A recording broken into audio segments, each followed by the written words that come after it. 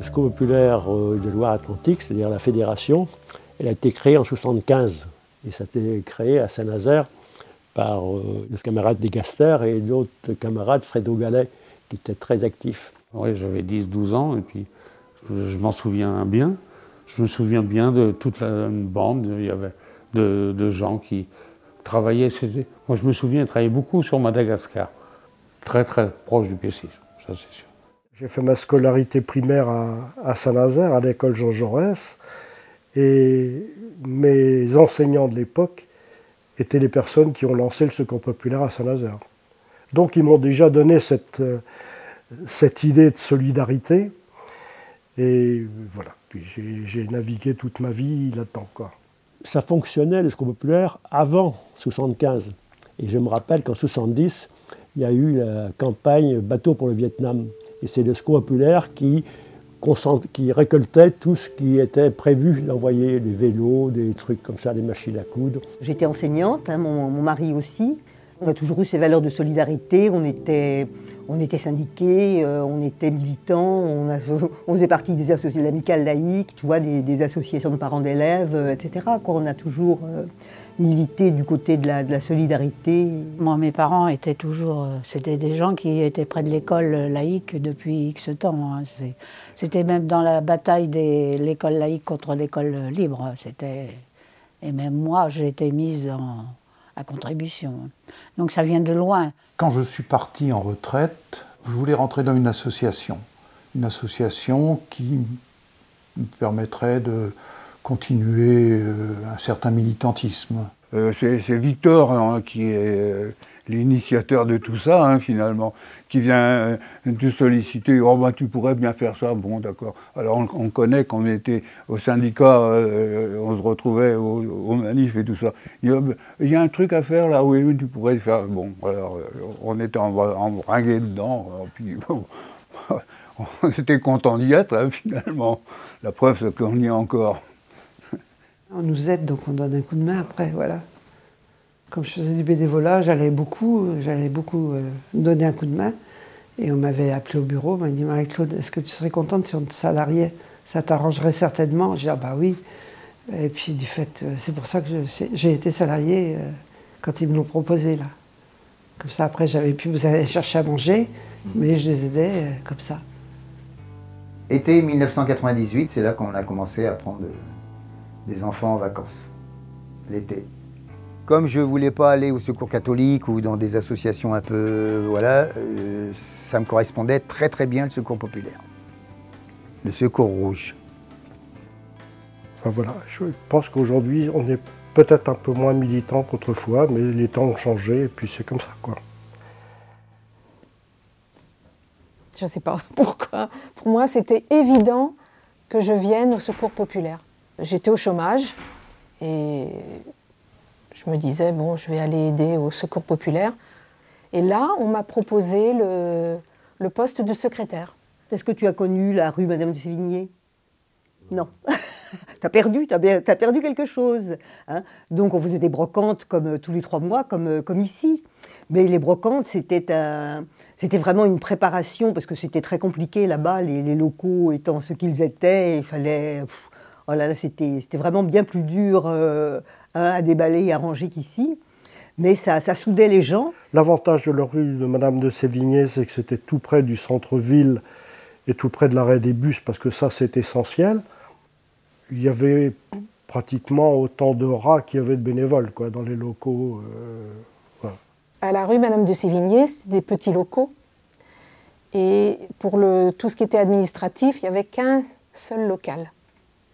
Et à chaque fois qu'il y avait la distribution alimentaire, il fallait remonter toute la vaisselle qui était mise en vente, la remonter sur les... Il y avait un truc qu'on avait fait avec des planches et puis une corde, une poulie, pour remonter toute la vaisselle, la remonter à l'étage pour permettre de préparer la distribution alimentaire. Donc c'était un travail de forcené, hein, c'est vrai, mais il y avait une ambiance. Parce qu'effectivement, tout le monde était ensemble, tout le monde était collé. Et puis après, ben, quand il y avait la braderie, il y avait un repas où tout le monde venait, c'était moules frites, hop, et c'était, et puis une glace au dessert, c'était invariablement, c'était ça, quoi. Mais c'était vraiment, là, pour moi, c'est les meilleurs moments. Hein. Ah oui. C'était fraternel, c'est ça. On avait bien travaillé, parce que c'était dur hein, quand même là-bas. Les escales, c'était formidable ça aussi. Hein. Mais bon, c'est vrai que ça avait un coût. Il fallait tout déplacer, on avait beaucoup de chargements à faire et tout. À l'époque des escales, on tenait un stand de restauration qui permettait deux choses. C'était d'abord de nous affirmer en tant qu'association nazérienne, et puis ça permettait aussi, il ne faut pas se voiler la face, ça permettait de faire rentrer de l'argent qui permettait de faire vivre le secours populaire, quoi, simplement. Parce qu'on n'avait pas de camion. Donc une fois ou deux par semaine, la ville nous prêtait un camion. Puis après, un an ou deux après, on a acheté un petit camion. Et puis après, un plus gros camion. Et hop, ça s'est grossi, l'activité s'est développée. On a eu des locaux qui se sont agrandis. Donc c'est à cette époque-là que le secours populaire a pris une ampleur, quoi. J'ai franchi la porte presque le jour de mes 19 ans, avec cette envie de donner du temps et de partager, de partager des valeurs et donner un petit coup de pouce à l'association. Au départ, avec ma petite Clio, j'emmenais les enfants. Et puis aujourd'hui, on remplit un bus de 50 places, quoi. Donc c'est juste génial. Aujourd'hui, on a ratissé tous les parcs de la région. J'ai vu l'évolution en 10 ans ici à Saint-Nazaire. Et je vois qu'on s'est diversifié et qu'on apporte aux gens beaucoup de choses intéressantes. Au niveau des vestiaires, de la vaisselle, des livres, etc. On a vu l'évolution avec les changements de la zone de vente et même à l'alimentaire. On aide beaucoup les gens plus qu'avant. Oui, oui. On n'avait pas les places de cinéma dans le temps, on n'avait pas tout ça. Mais bon, ça a un coût, c'est normal. Hein. C'est sûr que les enfants sont contents quand ils s'en vont en sortir. À la fin de mon activité professionnelle, j'ai cherché, un peu comme souvent c'est le cas, une activité qui me permettrait de combler un peu le vide créé par l'absence de travail. Je savais qu'il y avait une histoire très marquée, à gauche notamment. Nous, les retraités les plus jeunes, on est moins marqués par ça, quoi. Le secours populaire ne prend pas de position politique. Hein. On ne s'attaque pas aux causes, on s'attaque aux conséquences de la précarité et de la misère. Et ça, c'est Julien Leprêtre qui a constamment insisté sur cette idée, quoi. Nous, on ne prend jamais de position sur le fond, quoi, parce qu'on a voulu justement élargir l'image du secours populaire, quoi. Je trouve qu'il y a une visibilité puis un regard de l'extérieur qui est différent et qui change au fil des années sur le secours populaire. Il y a eu aussi le fait que le secteur soit passé avec l'atelier d'Alice, qu'aujourd'hui ça porte un nom et ça amène une nouvelle population à venir découvrir ce qui se fait au secours populaire.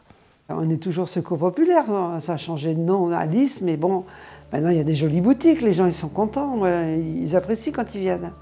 On voit des gens arriver depuis longtemps, ils ne sont pas venus, mais oh, qu'est-ce que c'est beau chez vous. Je dis, c'est pas récent pourtant. Ah oui, mais il y a longtemps que je n'étais pas venue.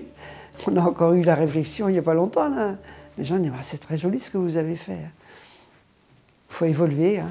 Il y a toujours des gens qui s'accrochent, comme les Berniques sur leur rocher, qui s'accrochent à l'ancienne vie. Mais non, faut justement, comme je disais tout à l'heure, il faut toujours aller de l'avant, il faut toujours évoluer. On a des nouveaux bâtiments.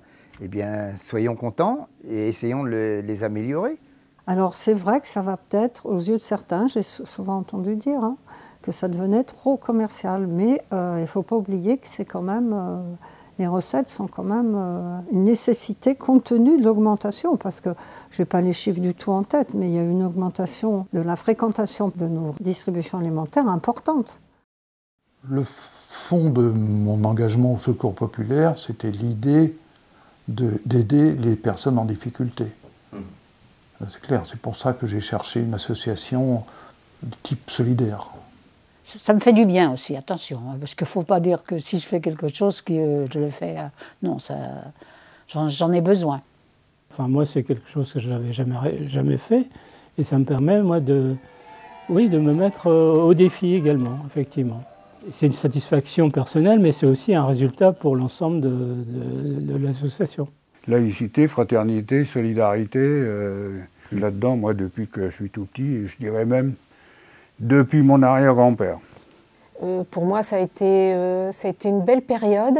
Et personnellement, de fêter les 50 ans, oui, du Secours populaire de Saint-Nazaire, oui, pour moi, c'est important. C'est important. Et de rappeler, bah oui, qu'il s'est passé de belles choses dans la rue Madame de Sévigné, oui. Oui. C'est une deuxième famille aujourd'hui, le Secours populaire pour moi. C'est un tiers de ma vie, hein. J'ai 30 ans, 10 ans de bénévolat. Le Secours Pop a été là dans les bons et les moins bons moments de ma vie et ça fait partie de mon histoire en tous les cas. Et j'adore ce que je fais et je vais continuer encore de nombreuses années, j'espère.